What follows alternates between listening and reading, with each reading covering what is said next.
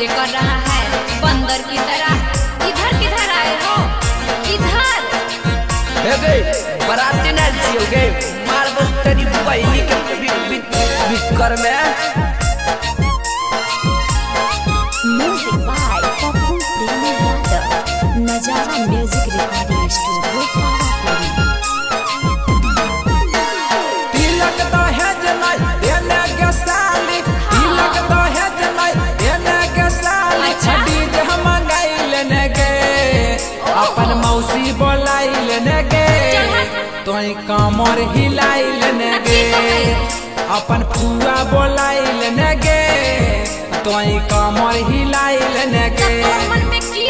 तिलक दहेज नहीं देने के साली, तिलक दहेज नहीं देने के साली, डीजे हम मंगाई लेने गे, अपन मौसी बोलाई लेने गे, तोई कमर हिलाई लेने गे, अपन फुआ बोलाई लेने गे, तोई कमर हिलाई लेने गे।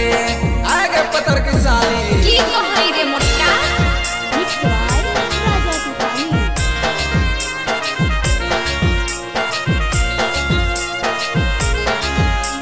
म्यूजिक बाय पप्पू प्रेमी यादव, नजारा म्यूजिक रिकॉर्डिंग स्टूडियो पावापुरी।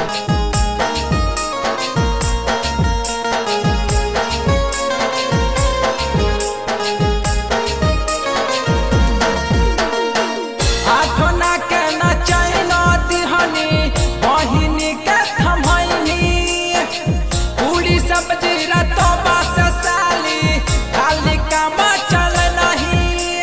सुनाई ना तेरी बहनिया के बिकर फारू।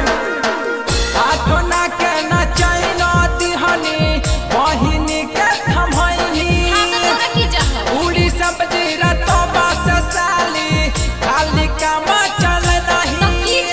आजन बाजन देनी मंगाई, आजन बाजन देनी मंगाई, सौखा पूरे नहीं गे, छोटकी भौजी के नचे नहीं गे, साली कमर हिले नहीं गे, छोटकी भौजी के नचे नहीं गे, साली कमर हिले नहीं गे।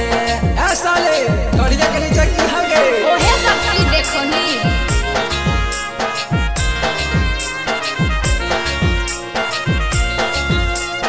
म्यूजिक बाय पप्पू प्रेमी यादव, नजारा music recording studio Pawapuri.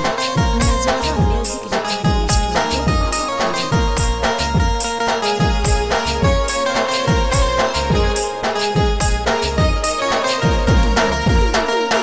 Writer यार दी पासवन तोरे बनतौ के पहुनवे, गौतम गुंजन साजल जय माला में तोड़तौ के बैलूनवे।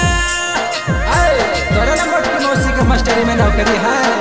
राइटर यार दी पासवन तोरे बनतौ के पहुनवे, पप्पू टिंकू मनोज छौले तोड़तौ के बैलूनवे।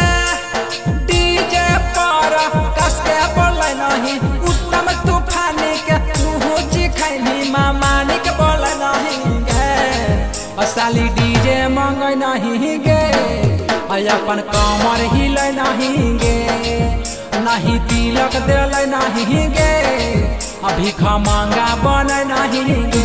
है गे साली जो जो जो